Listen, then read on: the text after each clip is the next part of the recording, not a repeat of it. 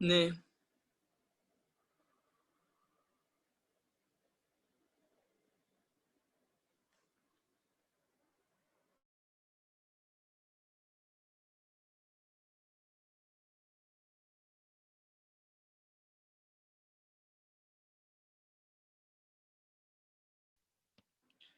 છેલ્લે જે ભાગ બોલું, આ સૂત્ર શું કહે છે? કારણ કે 2 એમપીએ માંથી 10 એમપીએ માં રૂપાંતર કરવું હોય તો n બરાબર 5 ગણા થયા ને, તો એની જગ્યાએ તમે 5 મૂકવાના, 5 ઓછા 1 એટલે શન્ટ અવરોધ કેટલો થાય? આપેલા ગેલ્વેનોમીટરના અવરોધ કરતા ચોથા ભાગનો થાય, એટલો મૂકીએ તો ગેલ્વેનોમીટર 10 એમ્પિયર નું બની જાય. બરાબર, રાઈટ? હવે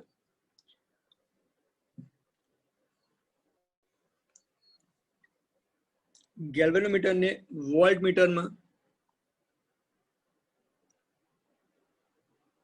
રૂપાંતર કરવા માટે જરૂરી શ્રેણી અવરોધનું સૂત્ર તારો.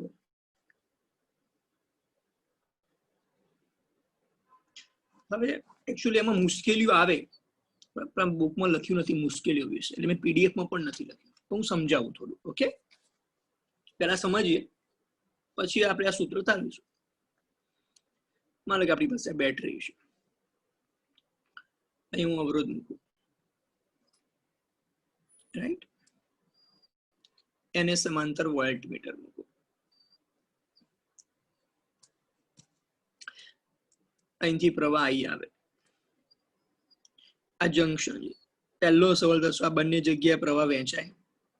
જોજો, વોલ્ટ મીટરનો અવરોધ લગભગ અનંત હોય. એટલે અનંત એટલે એવું નહીં કે માપી ન શકાય.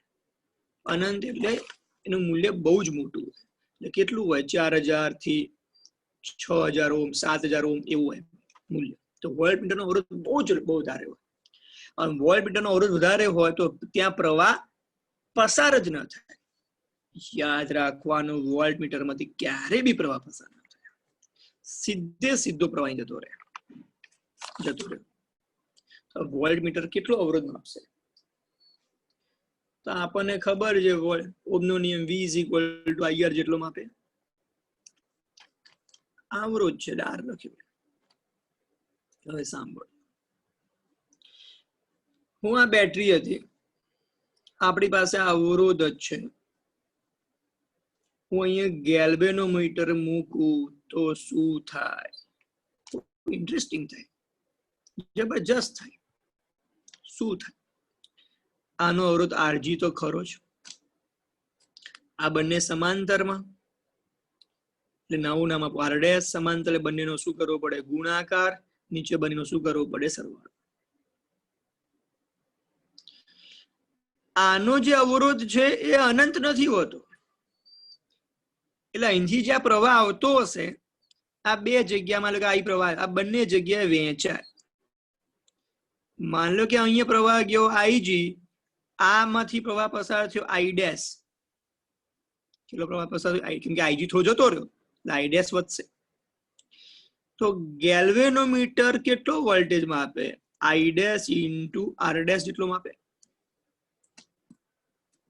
શું I'? એનો મતલબ એમ તો V0 = V' આવે. તો ગેલ્વેનોમીટરને વોલ્ટ મીટરની જગ્યાએ વાપરીએ તો ગેલ્વેનોમીટર વોલ્ટ મીટર જેટલો અવરોધ માપી શકતું જ નથી. આ પહેલી મુશ્કેલી છે. એટલે તમને કોઈ ના પડી મુશ્કેલી, આ બુકમાં આપી નથી, એની ચર્ચા લખ્યું પણ નથી, પણ અમે સમજાયું, તમને આઈડિયા રહે. સમજ ના પડી?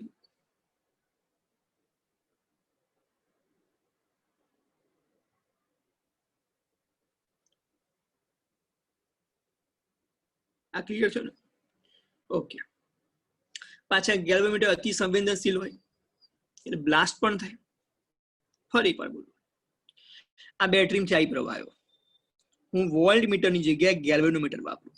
ગેલ્વેનોમીટરનો અવરોધ હોય અનંત નથી હોતું. તો બેટરીમાંથી જે પ્રવાહ આવશે આ જંકશન પાસે પ્રવાહ વહેંચાશે, થોડો પ્રવાહ આરમાંથી જશે. માન લો કે ગયો કેટલો આઈ ડેશ, ગેલ્વેનોમીટર માંથી કેટલો પસાર થયો આઈજી. આ બંને અવરોધો સમાંતરમાં છે એટલે બંનેનો ગુણાકાર કરવો પડે, નીચે બંનેનો શું કરવો પડે, સરવાળો. માટે વી ડેશ શું થાય, આઈ ડેશ ઇન્ટુ આર ડેશ.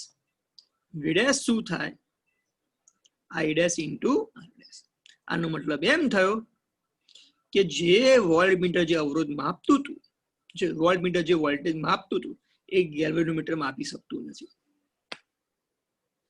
હવાનું નિવારણ શું? તો જો ગેલ્વેનોમીટરને વોલ્ટમીટરમાં ફેરવવો હોય તો ગેલ્વેનોમીટરનો અવરોધ કેટલો થવો જોઈએ, અનંત થવો જોઈએ.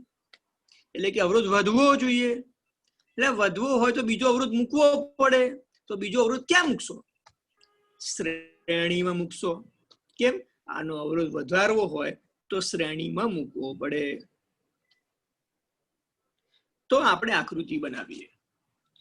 તો આપણી પાસે આ બેટરી હતી, આપણી પાસે અહીંયા અવરોધ હતો,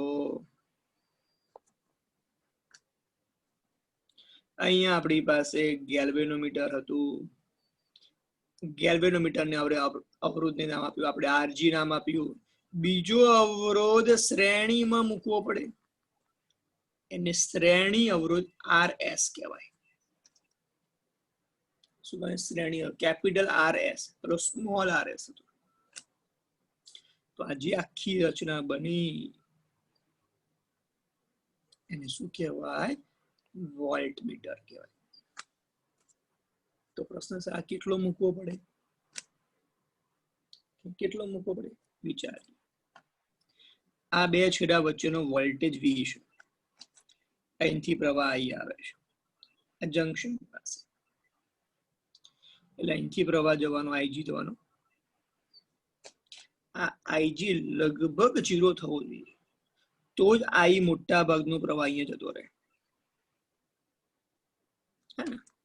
કેમ કે વોલ્ટમીટરમાં વહેતો પ્રવાહ લગભગ કેટલો હોય, 0 હોય. તો આખું વોલ્ટમીટર બની ગયું. તો આઈજી લગભગ 0, એટલે આઈજી નું મૂલ્ય 0.0003 એવું આવશે, આ તો 0.002 એવું આવશે. તો જોઈએ આ બે છેડા વચ્ચેનો વોલ્ટેજ કેટલો છે, તો અહીંયા બે અવરોધો છે. તો આનો વોલ્ટેજ શું થાય, પ્રવાહ ગુણ્યા અવરોધ, એટલે વોલ્ટેજ થઈ ગયો. સેમ પ્રવાહ ગુણ્યા અવરોધ બરાબર કુલ વોલ્ટેજ.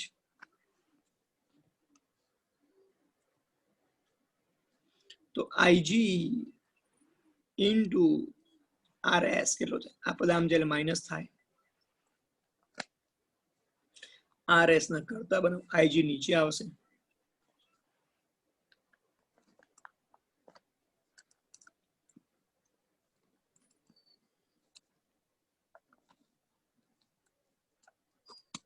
તો આર એસ બરાબર V upon IG minus IG R G,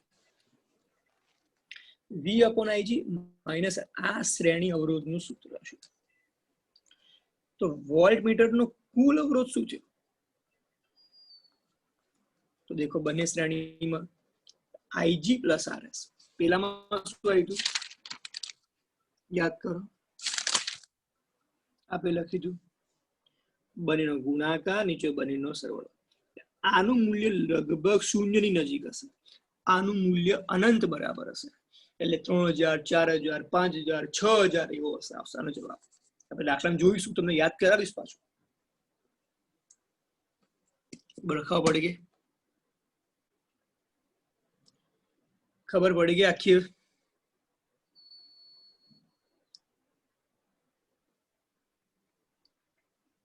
બધાને ક્લિયર? હવે જોજો સર, હવે તમે હમણાં સમજાવ્યું કે સર આજે એ મીટર હતું 2 એમ્પિયર તમે 10 એમ્પિયરમાં રૂપાંતરિત. એવું સર વોલ્ટમીટરમાં થાય ખરું? હા થાય ને, કેમ ના થાય? થાય. કેવી રીતે થાય? માનો કે 2 વોલ્ટમાં વોલ્ટમીટર છે, કેટલા વોલ્ટ, મારે 10 વોલ્ટમાં ફેરવવું છે, તો કેટલા ગણું થયું? 5 ગણું થયું. સાંભળ ધ્યાનથી,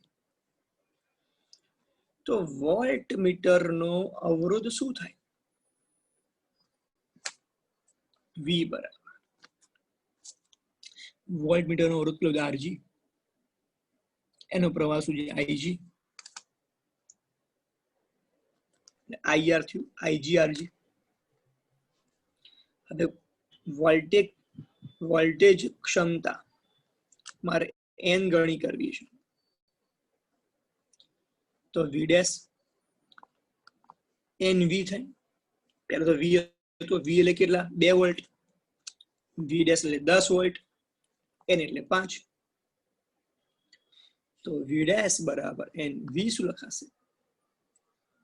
આઈજીઆરજી લખાશે.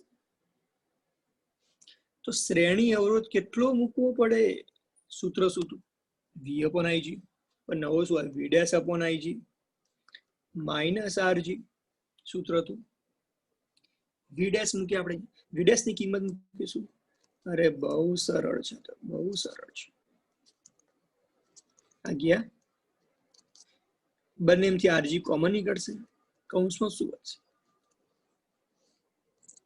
તો આમાં ભાગાકારમાં આવે છે n - 1, અહીંયા ગુણાકારમાં આવે છે. એટલે 5 -1 5 ગણું 5 - 4 × r, જે ગેલ્વેનોમીટર નો અવરોધ છે એનો 4 ગણો આપણે શ્રેણીમાં મૂકી દઈએ તો વોલ્ટ મીટર 2 વોલ્ટનું 10 વોલ્ટમાં ફેરવાઈ જાય. અરે આવડી ગયું બધાને? અરે આવડી ગયું?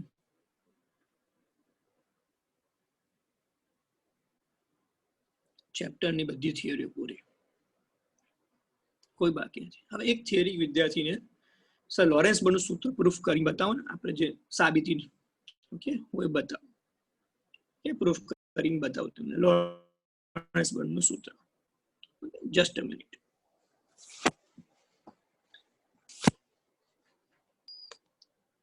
કે લોરેન્સ બર્નનું સૂત્ર હતા.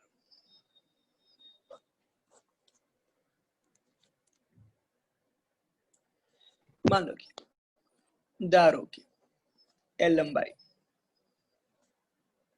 અને એ 8 છેદવાળ વાહક સળિયામાં વીડી ડિપ્ટ વેગથી ક્યુ વીજભારના કારણે રચાતો વિદ્યુત પ્રવાહ આઈ છે. એકચ્યુઅલી વિદ્યુત પ્રવાહ ઇલેક્ટ્રોનના કારણે છે, તમે ક્યુ નામ આપી દીધું છે, બરાબર? પહેલેથી જ. તો આપણી પાસે વિદ્યુત પ્રવાહ ઘનતા સૂત્ર જે બરાબર આઈ અપોન એ હતું, એટલે જે બરાબર એનવીડી ક્યુ હતું. તો અહીં આઈ અપોન એ લખાશે, એનવીડી ક્યુ.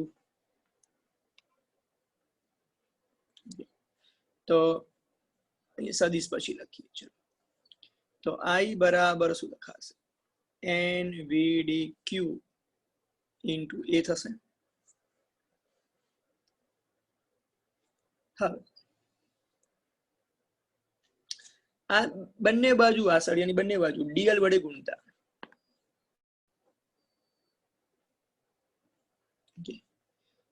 તો આઈડીએલ બરાબર એનવીડી ક્યુ ઇન્ટુ ડીએલ.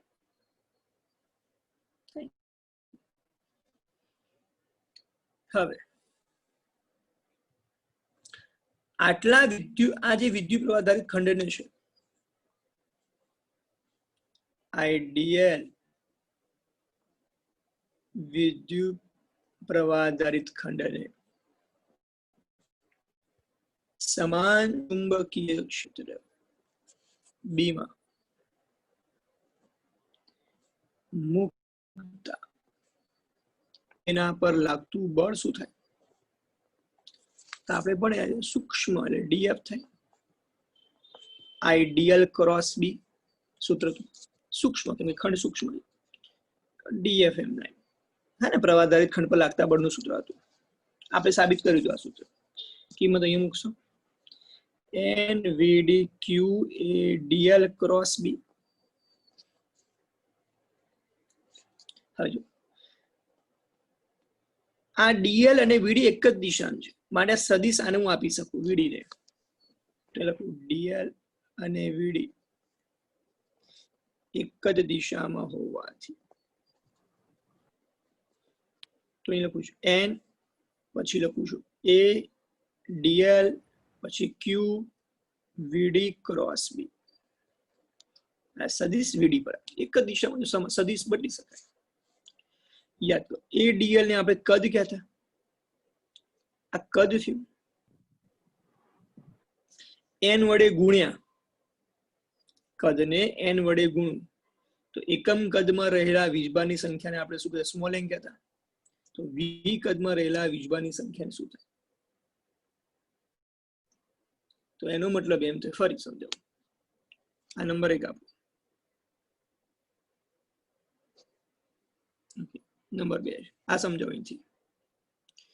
એ ડીએલ ને કદ કહેવાય, દોરી સમજાવો. મને કે ડીએલ લંબાઈનો ટુકડો છે, આ ક્ષેત્ર, તો આખું કદ શું થયું, એડીએલ છે. ઓકે, બોલો એ ઇન્ટુ ડીએલ કદ થયું, એકમ કદમાં રહેલા વીજભારની સંખ્યાને શું કહેતા, એકમ કદમાં રહેલા વીજભારોની સંખ્યાને આપણે સ્મોલ એન કહેતા. તો વી કદમાં રહેલા વીજભારોની સંખ્યાને શું કહેતા આપણે, વીએન કહેતા. તો એન એટલે શું થયું, વી તો એડીએલ હતું, તો આ એડીએલ ઇન્ટુ એન આખો ભાગ કુલ સંખ્યા થઈ. તો આ બળ કોનું થયું, કુલ સંખ્યા પર લાગતું બળ થયું. ઓકે, તો એક વીજભાર પર લાગતું બળ કેટલું, તો લખો એન વીજભારો પર લાગતું બળ શું થયું કહેવાય, ડીએફ. તો એક જ વીજભાર પર લાગતું બળ કેટલું, જેને હું એફએમ વડે બતાવું છું, એટલે 1 ઇન્ટુ ડીએફ અપોન એન થાય.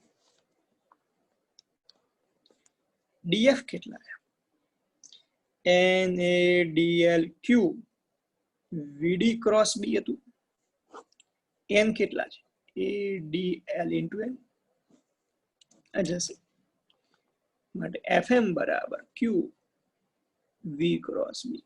આ સૂત્ર ચુંબકીય બળનું સૂત્ર જે આપણે સ્વીકારીશું. હવે આ વીજભાર ક્યુ જો વિદ્યુત ક્ષેત્રમાં પસાર થાય તો લાગતું બળ શું થાય, એફઈ બરાબર ક્યુઈ થાય. અને ભાઈ આપણે એફઈ બરાબર ક્યુ ચેપ્ટર 1 માં, તો કુલ બળ શું થયું, એફઈ પ્લસ એફએમ, એફઈ ક્યુઈ આયા, આ વીડી ક્રોસ બી આયા,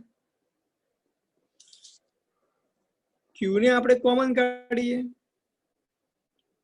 વીડી ક્રોસ બી, જેને આપણે શું કહેતા હતા, લોરેન્સ બળનું સૂત્ર.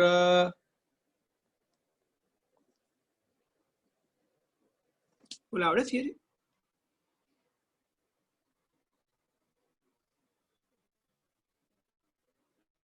પડી સમજે ના પડી. આ થિયરી આપણા સિલેબસમાં નથી, પણ છતાં અમુક વિદ્યાર્થીની ઈચ્છા થાય તો કરી કાઢજો તૈયારી, થાય તો કરી કાઢજો. હા, સાયક્લોટ્રોનની રચના બાકી છે, યસ હું ભૂલી ગયો છું, એ હું ચેપ્ટર સમજ પતાવી દઈશ ને એટલે સમજાવી દઈશ. એ તો બહુ 10-15 મિનિટનું કામ છે. ઓકે, પછી થોડું ડિટેલમાં એક્સ્ટ્રા સમજૂતી આપીશ એટલે લેક્ચર જશે. એ રચના સમજાવવા નહીં લાગે, પણ થોડું એક્સ્ટ્રા સમજાવવા થોડી વાર લાગશે. આ ખબર પડી ગઈ બધાને? ઓકે, બીજી વાત, આપણે છે ને સ્વનિકની અંદર આપણે જે ઓફિસ છે ને 617 નંબરમાં તમે છઠ્ઠે માળ આવતા, એની જગ્યાએ હવે 5મી માળ 516 નંબરમાં ઓફિસ લીધી છે મેં, એટલે એમાં આવવાનું. હવે 5મી માળ 516 નંબરમાં આવવાનું, એટલે કોઈને ક્યારે બી મળવા આવવું તો 516 નંબરમાં આવજો. ઓકે, અત્યારે કામકાજ ચાલે છે બધું. ઓકે, હજુ 8 દિવસ જેવું લાગશે કામ પતતા, પતી જશે પછી. એટલે બેસવા જેવી જગ્યા નથી, એટલે કોઈને મળવા આવવું તો સવારે ખાલી આવજો. બરાબર, ઓકે. એટલે આપણે હવે આગળના ભાગે ઓફિસ આવી ગઈ છે. ઓકે, એટલે તમે નીચે જે પાર્કિંગ કરો છો વ્હીકલ, એટલે તમને મને દેખાશે ઓફિસમાંથી, તમે દેખી શકો, હું તમને દેખી શકીશ કોણ કોણ નીચે ઊભું છે.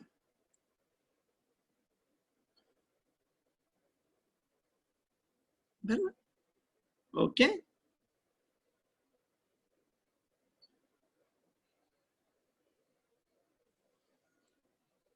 એટલે પેલી ખાલી કરી દીધી છે, આ નવી લીધી છે. ઓકે, એ આપી કાઢી છે, આ લીધી છે.